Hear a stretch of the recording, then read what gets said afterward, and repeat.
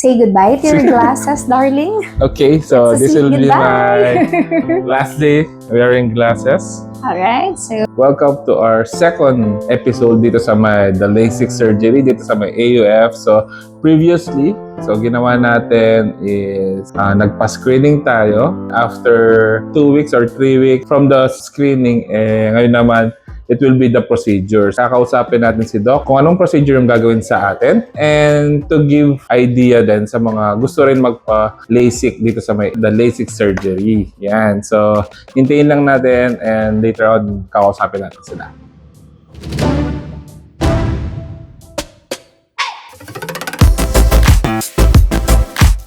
Guys, so syempre, today will be our procedure. Kasama natin si Doc Arman. Yan. So, Doc, ano ba yung magiging procedure natin ngayon? So, ngayon, ang gagawin natin procedure kay Mark is the Smart Sight. No. So, ito yung pinaka-advanced when it comes to LASIK surgery. So, pag Smart Sight, kumbaga ito yung mata mo, no? And this is your cornea, no? Maliit lang ang incision. So, this one, maliit lang yung incision niya. It's 2 to 4 millimeters. Now, imagine mo itong cornea niya na i-reshape natin. It's like a hamburger, no? Imagine yung hamburger, tapos yung palaman niya, yun yung lenticule. So, mag-shape yung laser dun sa palaman niya, sa burger. Then, maliit lang yung incision, hahatakin mo na yung palaman. And then, magre-reshape na yung cornea. So, that's how simple it is. Kaya, small incision, lenticular extraction. So, with a 2 to 4 millimeter incision, na-reshape na yung cornea mo. Nice. So, no need for a flap. So, kasi yung iba natin, no, going back, yung iba natin is the standard. So, yung standard, with the use of keratome, may blade to make a flap, then reshape, then put the flap back. Okay? Now, yung another thing is yung isa naman, yung Smart LASIK. All laser without using the blade. A type of laser that will make the flap. So, mas mabilis ang healing, mas efficient. Nawawala yung complications ng blade-related LASIK surgery. Okay. No? Which is very minimal lang naman. Yung last is yung isang type is the PRK. Wala siyang flap. So, we do the treatment directly. The procedure itself is painless. Pero, yung healing stage, yun yung pain na mararamdaman mo for the next 2 to 5 days. Yes. Pero naka-ano siya, bandage ng contact lens. For the Smart Sight, gaano katagal yung downtime niya or yung healing process niya? Yung healing process usually 7 days, no?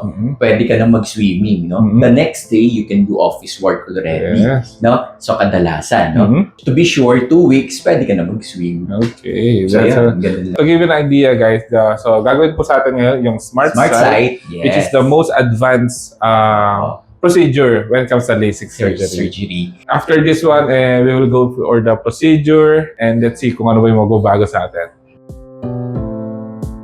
So before the procedure, syempre meron tayong kung saan ito, naka-prep na tayo. Yan, ready for procedure na yun tayo. Let's go!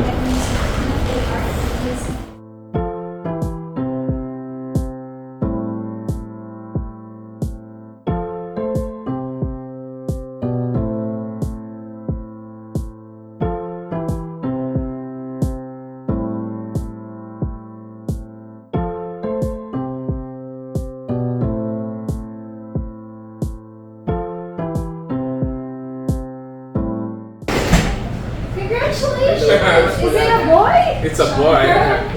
Alright. Done with the procedure with the LASIK natin, with the Smart Sight. So ngayon, close up lang tayo, bis lang tayo, then usap lang tayo dito. Bye! Okay, so yun, kakatapos lang ng procedure natin. And we'll just wait for Doc to give us the final check-up and instruction para sa pag-alaga ng mga mata natin. So during the procedure, talagang napakadali lang. Medyo nakakabalak ng konti dahil it's our first time na magkaroon ng eye procedure. Pero since high-tech lang naman, una-una painless siya. At the same time, napakabait ng mga nurse, talagang totally assist. And napakadali lang ng, napakabilis lang ng procedure. So talagang komportable ka. Hindi ka masyadong mag-worry about sa procedure. So, yun. It will be our final check-up. Then tomorrow, magkakaroon tayo ng check-up ulit for follow-up para makita talaga yung output ng procedure natin. Hintayin natin si Doc, then later on, out na tayo. Okay, so this is our first day after ng surgery natin dito sa the LASIK Surgery Clinic. We will have just yung first day check-up natin to check yung vision natin at the same time yung kung ano na ba yung grado natin. So hopefully maging 2020 to. Wish me luck and let's see.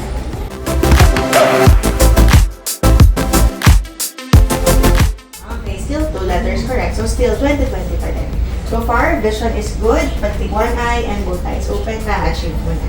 Okay? Congratulations!